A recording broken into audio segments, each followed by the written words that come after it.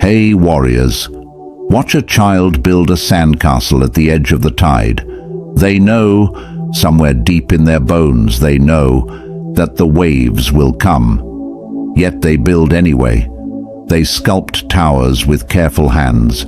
They dig moats with focused intention. They place shells like precious jewels. And when the water finally rushes in and reclaims everything they've created, they don't scream about injustice. They don't collapse in despair. They laugh.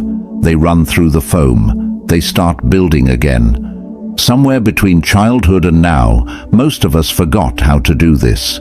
We forgot how to build with joy, even when we know the tides will turn. We forgot how to trust the process when we can't control the outcome. We forgot how to act as if everything works out, not because we're naive, but because we understand something deeper than fear.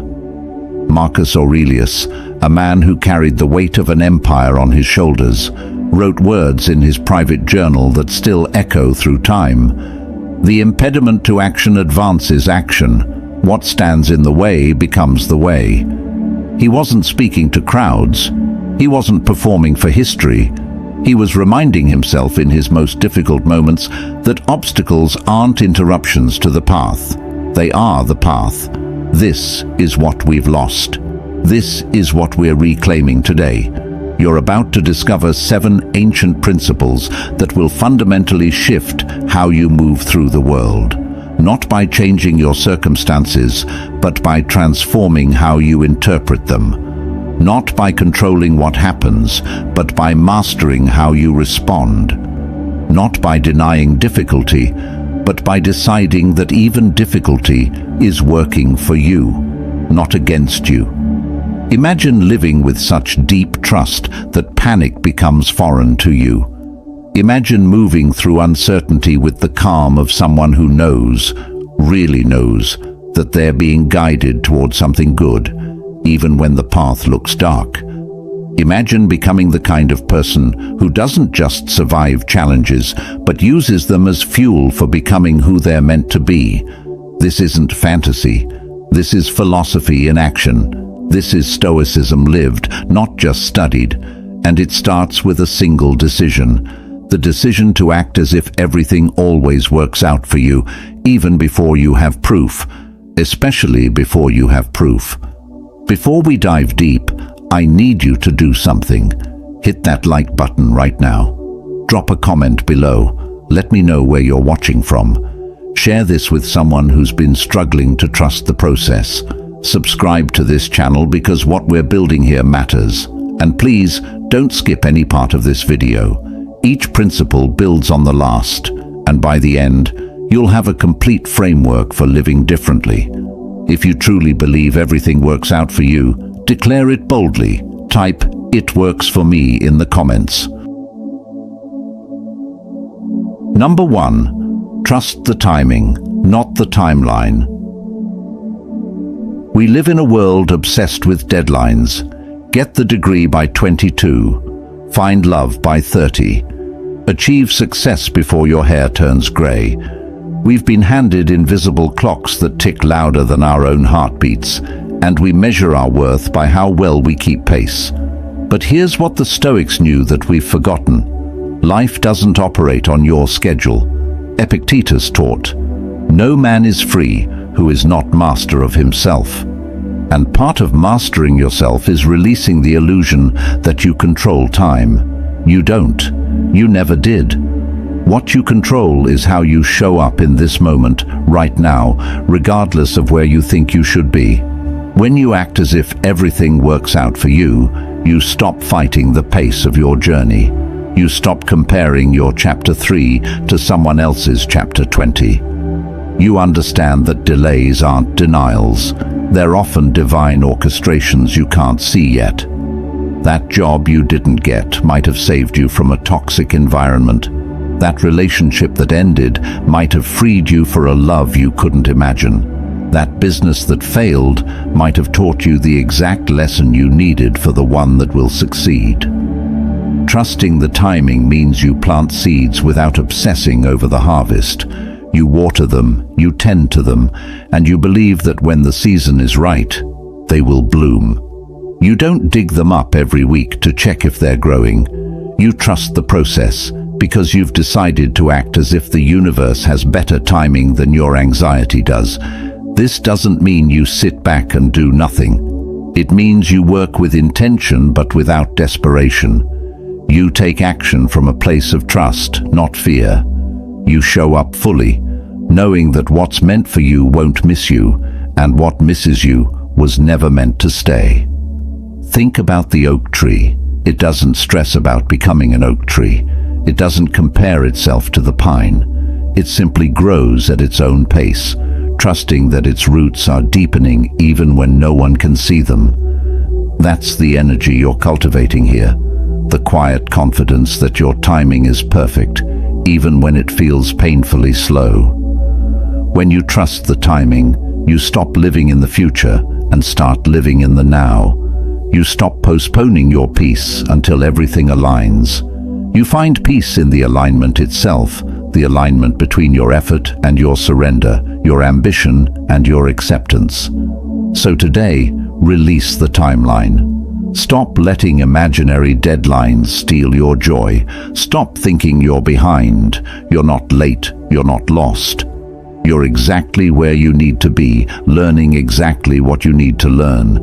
And when you act as if everything works out, you'll start to notice how often it does, just not always in the way or the time frame you expected. Number 2, reframe every setback as setup. There's a moment that comes for all of us, the moment when everything you built comes crashing down. The promotion goes to someone else. The relationship ends. The dream you nurtured dies before it ever takes its first breath. And in that moment, you have a choice. You can see it as the end, or you can see it as the beginning of something you couldn't have planned. The Stoics called this amor fati, the love of fate. Not just acceptance, but genuine love for everything that happens, including the hard stuff. Nietzsche later echoed this when he said, "My formula for greatness in a human being is amor fati," that one wants nothing to be different, not forward, not backward, not in all eternity. This isn't about being passive, it's about recognizing that resistance to what is only multiplies your suffering. When you act as if everything works out for you, you train yourself to look for the setup in every setback. You become a master at finding the hidden gift, the buried lesson, the unexpected doorway. You stop asking, "Why is this happening to me?" and start asking, "What is this making possible for me?" Consider the caterpillar. If someone rescued it from the struggle of breaking out of the cocoon, it would never develop the strength to fly. The struggle isn't a mistake, it's the entire point. Your setbacks work the same way. They're not interruptions to your journey, they're the journey itself, building muscles you'll need for the flight ahead. Every setback is data, every failure is feedback, every closed door is information about which direction to move next. When you get rejected from a job, you're not being told you're not good enough, you're being told this particular door isn't yours. When a friendship fades, you're not losing connection. You're making space for relationships that match who you're becoming. This reframe requires practice. Your brain is wired for negativity bias. It's a survival mechanism. But when you consistently choose to see setbacks as setups, you rewire that circuitry. You become someone who mines gold from the rubble, who finds treasure in the wreckage, who sees possibility where others see only pain. The key is to feel your feelings fully without letting them dictate your interpretation. You can be disappointed and still believe it's working out. You can grieve and still trust the process. You can hurt and still have hope. These aren't contradictions. They're the full human experience. Think about the farmer whose horse runs away. The neighbors say, "Such bad luck." The farmer says, "Maybe." The horse returns with wild horses. The neighbors say, "Such good luck." The farmer says, "Maybe." His son breaks his leg taming one of the wild horses. "Bad luck," they say. Maybe, he replies. Then war comes, and his son is spared because of his injury. Good luck, they exclaim, and the farmer, wise as ever, simply says, maybe. This parable teaches you that you rarely know in the moment whether something is truly a setback or a setup. What looks like disaster today might be your greatest blessing tomorrow. So why not act as if it's already working out? Why not give yourself the gift of that belief right now, instead of waiting for proof? When you reframe setbacks as setups, you stop being a victim of circumstance and become a student of life. You approach challenges with curiosity instead of dread. You ask better questions, you find better answers, and most importantly, you keep moving forward, even when the path looks nothing like you planned. If you're ready to see obstacles as opportunities, comment "Setback is set up" below. Number 3. Surrender control, strengthen trust. Control is the most seductive illusion we cling to. We believe if we just plan enough, worry enough, prepare enough, we can force life to bend to our will. We grip tightly to outcomes, to people, to timelines, and we call it being responsible. But the Stoics understood something we've forgotten. The tighter you grip, the more you suffer. Seneca wrote, "We suffer more often in imagination than in reality." Most of your anxiety isn't about what's happening, it's about what you think should happen and your desperate attempts to make it so. You exhaust yourself trying to control variables that were never yours to control in the first place. When you act as if everything works out for you, you practice radical surrender. Not the kind where you give up, but the kind where you give over. You distinguish between what's yours to control and what isn't. And here's the truth. There's very little you actually control. You don't control other people's choices. You don't control outcomes. You don't control timing. You don't even control tomorrow. What you do control is your effort, your attitude, your integrity, and your response. That's it. That's the entire list. And when you pour your energy into those things instead of everything else, life becomes remarkably lighter. Surrendering control doesn't mean you stop taking action. It means you take action without attachment to specific results. You do your best, then you release. You plant the garden, but you don't demand that it grow. You have the conversation, but you don't manipulate the response. You apply for the opportunity, but you don't collapse if it doesn't work out. This is the dance between doing and allowing, between effort and ease. You work hard, but you hold your plans loosely. You commit fully, but you stay flexible. You care deeply, but you don't suffocate what you love with your need for certainty. Think about trying to hold water in your fist. The tighter you squeeze, the more it escapes. But when you cup your hands gently, the water stays. That's how you need to hold your life.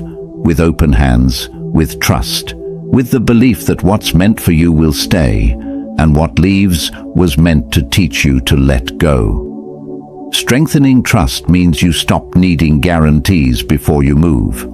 You understand that faith isn't about knowing how it will work out. It's about knowing it will work out somehow, in some way, for your highest good. Even when you can't see it, even when it hurts, even when everyone else thinks you're crazy for believing.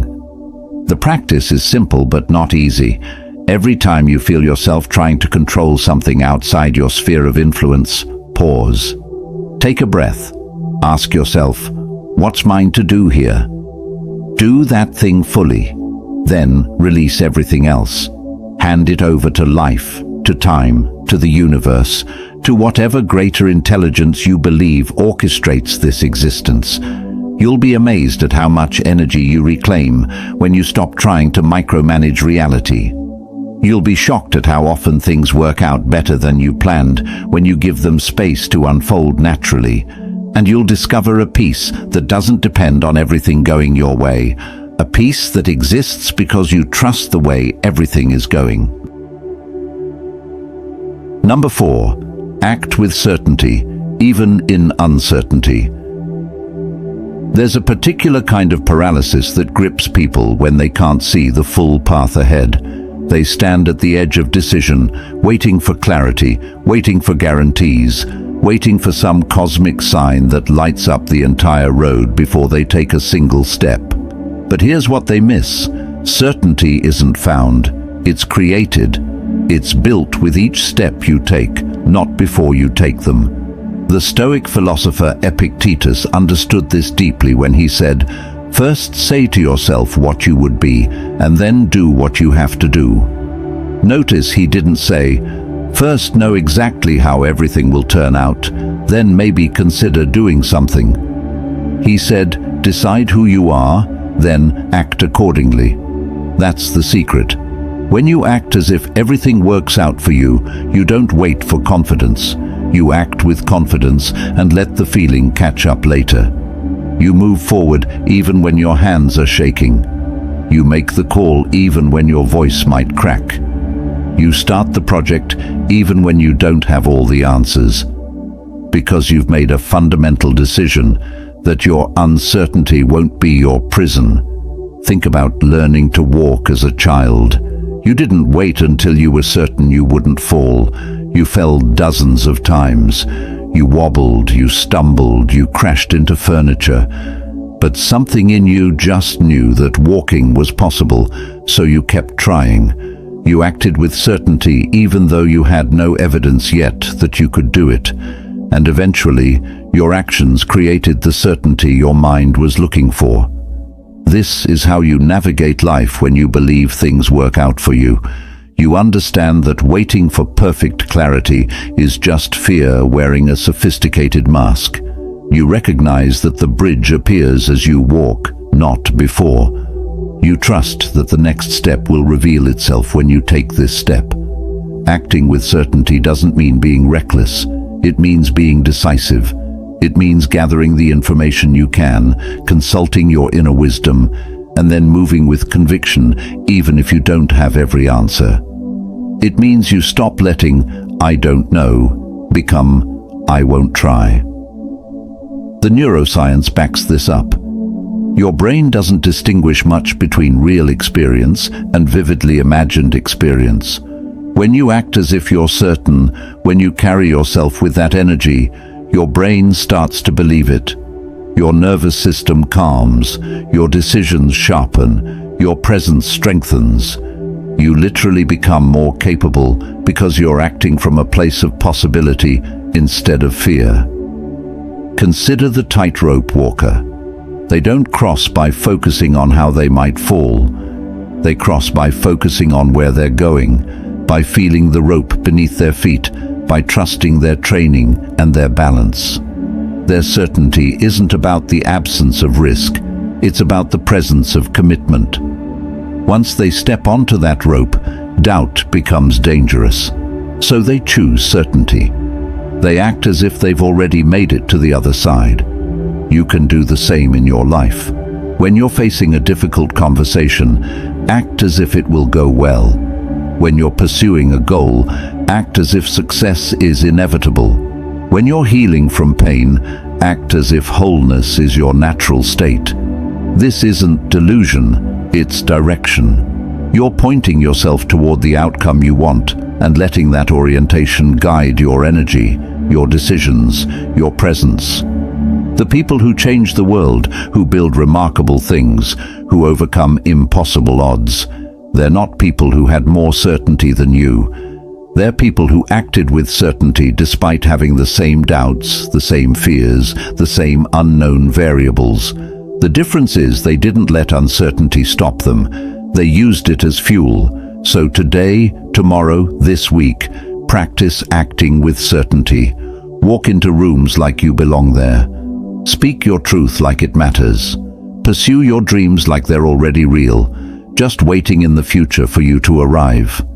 Because when you act as if everything works out, you become the kind of person for whom everything does work out. Not because the universe plays favorites, but because you've stopped playing small. Show me you're done waiting for permission. Comment below, I am certain. Number 5. Find the gift in every moment.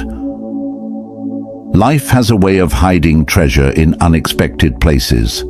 Sometimes it's wrapped in disappointment. Sometimes it's buried beneath frustration. Sometimes it shows up in the exact moment you thought nothing good could possibly emerge. But it's always there, this gift, this lesson, this tiny miracle, waiting for you to notice it.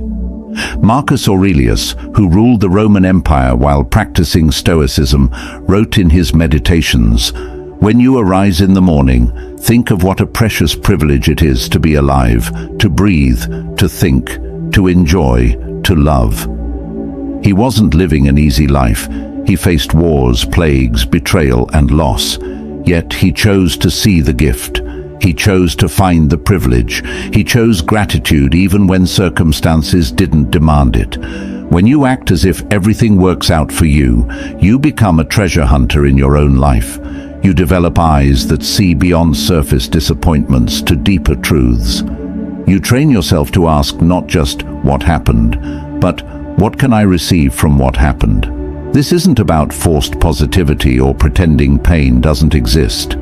It's about developing the maturity to hold multiple truths at once. Yes, this hurts. And yes, I'm growing. Yes, I lost something. And yes, I'm discovering something new. Yes, this is hard. And yes, I'm becoming stronger. The gift isn't always obvious. Sometimes you have to sit with an experience for months or years before you understand what it gave you. That heartbreak that shattered you might have cracked you open to a depth of compassion you never had before. That failure that humiliated you might have killed an ego that was keeping you small. That loss that devastated you might have shown you what truly matters. Finding the gift is an active practice. It requires intention. Every evening you could ask yourself, what was the gift in today? Maybe it was a stranger's smile. Maybe it was a problem you finally solved. Maybe it was the strength you found to keep going when you wanted to quit. Maybe it was the silence that let you hear yourself think. There's always something. This practice rewires your brain's default settings.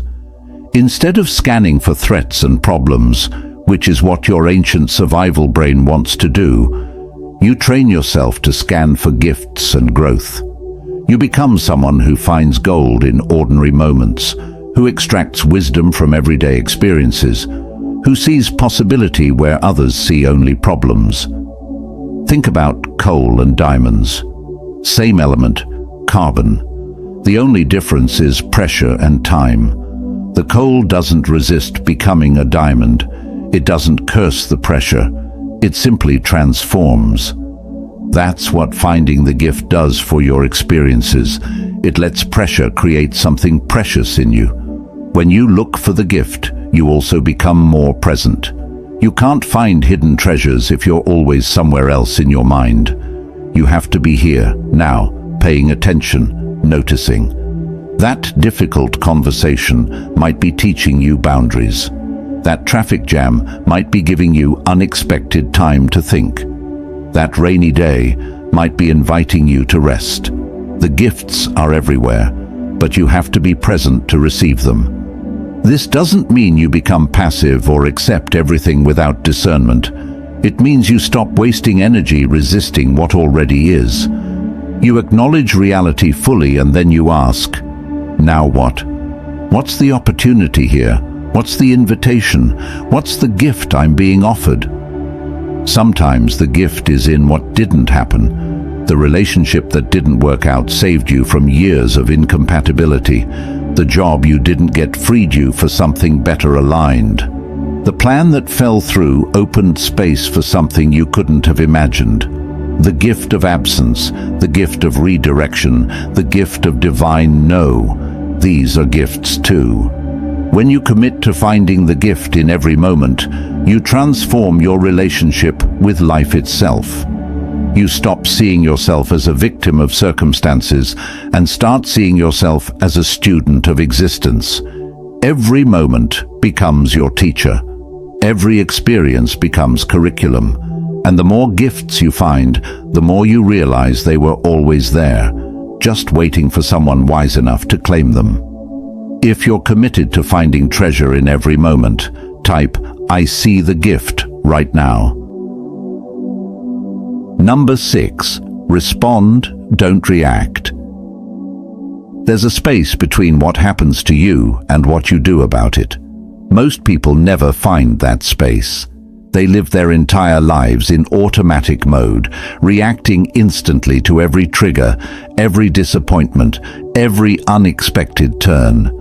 Someone cuts them off in traffic and they're instantly angry. A text goes unanswered and they spiral into anxiety. A plan changes and they crumble into frustration. They've given away their power without even realizing it. The Stoics built their entire philosophy around this one insight. You cannot control what happens, but you can always control how you respond. Between stimulus and response, there is a space. And in that space lives your freedom, your power, your ability to act as if everything works out for you. Viktor Frankl, who survived the Nazi concentration camps, captured this perfectly when he wrote, "Between stimulus and response, there is a space. In that space is our power to choose our response. In our response lies our growth and our freedom." He learned this in the most brutal circumstances imaginable.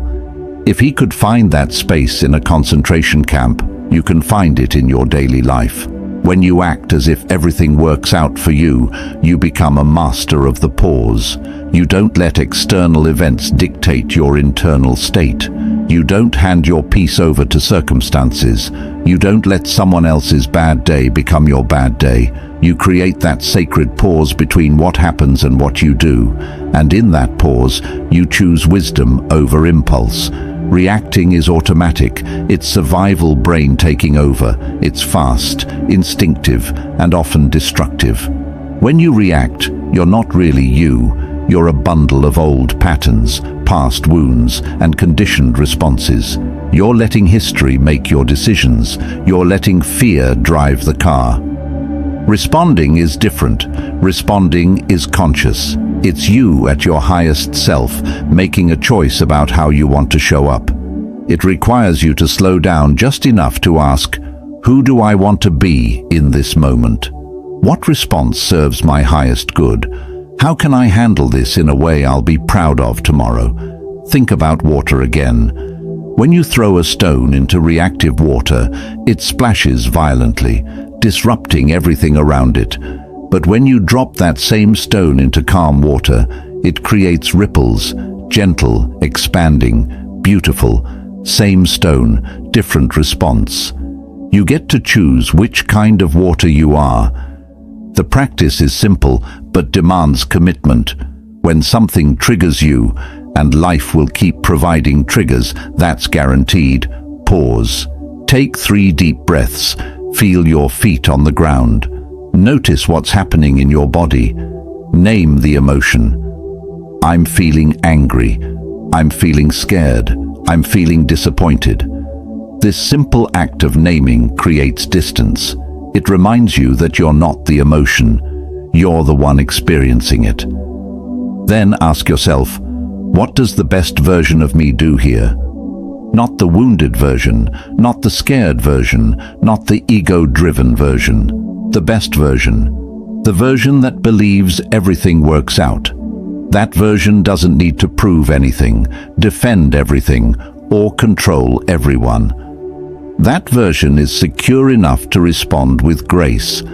This doesn't mean you become passive or let people walk over you. Responding powerfully is different from reacting emotionally. You can set fierce boundaries while remaining calm. You can say no with conviction without losing your center. You can address problems directly without creating drama.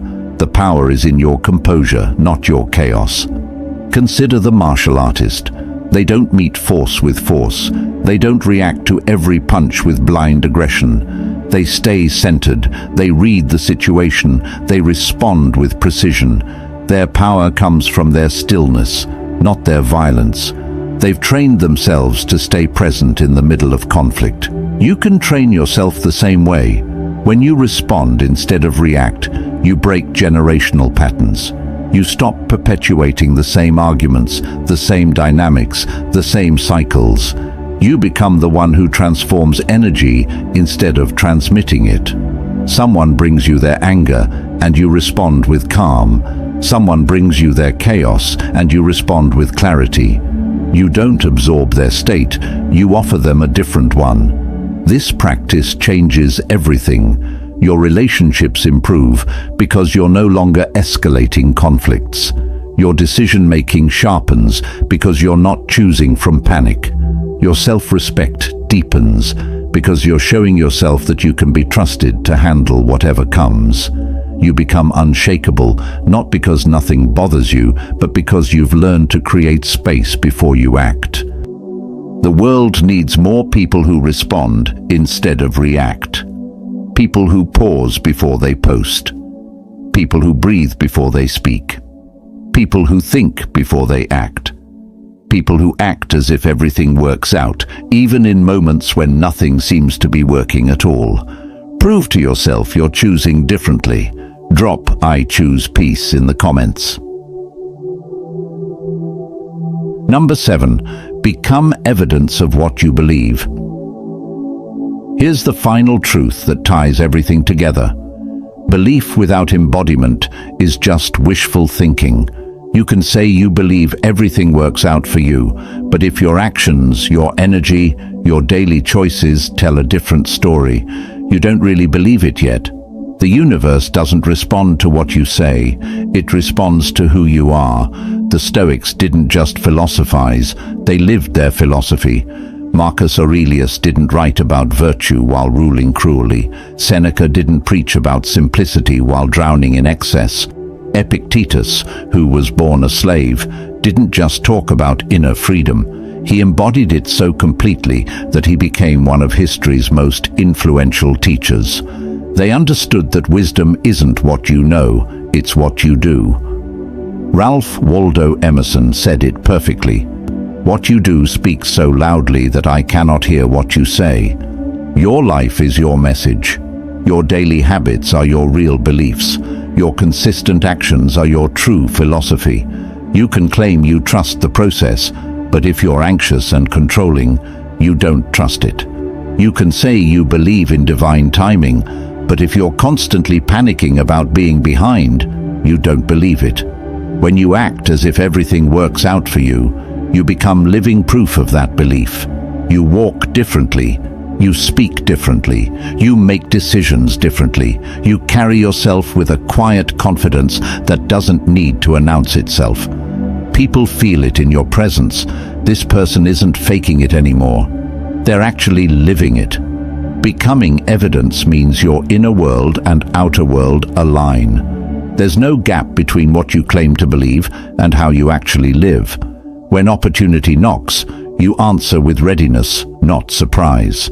When challenges arise, you meet them with steadiness, not panic. When things don't go as planned, you adjust with grace, not bitterness. This is about integrity in its truest sense. Integration. Your thoughts, your words, your actions, all pointing in the same direction. You're not one person in your mind and another person in your life. You're whole. You're congruent, you're authentic, and that alignment creates a magnetic quality that attracts the very outcomes you're believing for. Think about the athlete who truly believes they'll win. They don't just think positive thoughts. They train like a champion, they eat like a champion, they rest like a champion, they show up like a champion. Their belief isn't separate from their behavior. Their behavior is their belief in action. That's what makes them unstoppable. You do the same thing. If you believe everything works out for you, you stop playing victim. You stop complaining endlessly about circumstances. You stop gossiping about how unfair life is. Instead, you take responsibility for your energy, your choices, your response. You become someone who looks for solutions instead of dwelling on problems. You become someone who takes action instead of making excuses. Becoming evidence also means you celebrate other people's wins like they're your own. Because if you truly believe there's enough success, enough love, enough opportunity, then someone else getting theirs doesn't threaten you. It inspires you. It reminds you that good things are happening and you're next.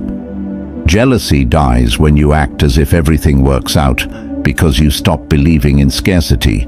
The beautiful thing is, the more you embody this belief, the more evidence you create. You notice things working out in small ways, then bigger ways. You start seeing synchronicities, doors open at the perfect time, people show up exactly when you need them, opportunities appear out of nowhere, and it's not magic, it's momentum. You've aligned yourself with a way of being that naturally attracts what you're looking for. Your life becomes the proof, not for anyone else, for you. Every time you stay calm in chaos, you prove to yourself you can be trusted. Every time you find the gift in difficulty, you prove to yourself your belief is real. Every time you respond instead of react, you prove to yourself you're changing. And that proof builds unshakable faith. So today, right now, decide to become the evidence. Stop waiting to believe it when you see it. Believe it so completely that you become it. Live it so fully that you are it. Act as if everything always works out for you until the day you realize it's no longer an act. It's just who you are. You've journeyed through 7 principles today, but they're not just ideas to admire. They're invitations to transform. Acting as if everything works out for you isn't about denying reality. It's about choosing which reality you're going to feed. It's about recognizing that you have more power than you've been using, more resilience than you've been claiming, and more capacity for trust than you've been exercising. The Stoics gave us this gift centuries ago, and it's still waiting for you to unwrap it. You are not what happens to you. You are what you choose to become in response to what happens. That space, that choice, that power, it's always been yours. When you trust the timing, you free yourself from the tyranny of comparison. When you reframe setbacks as setups, you transform obstacles into opportunities. When you surrender control and strengthen trust, you discover peace you didn't know was possible. When you act with certainty, even in uncertainty, you build the bridge as you walk. When you find the gift in every moment, you become wealthy in ways money can't measure. When you respond instead of react, you reclaim your power. And when you become evidence of what you believe, you stop waiting for your life to begin. You realize it already has. This isn't theory, this is practice. Daily, imperfect, beautiful practice. You'll forget. You'll slip back into old patterns. You'll have moments of doubt. That's okay, that's human. What matters is that you return, you remember, you choose again. So, act as if everything works out for you, not because it's easy, but because it changes everything. Not because you have proof yet, but because your belief creates the proof. Not because life promised you it would be smooth, but because you've decided to trust it anyway. If this message resonated with you, hit that like button. Share this with someone who needs to hear it. Drop your affirmations in the comments and subscribe to the channel. Your journey matters. Your transformation matters. And I'm honored to walk this path with you.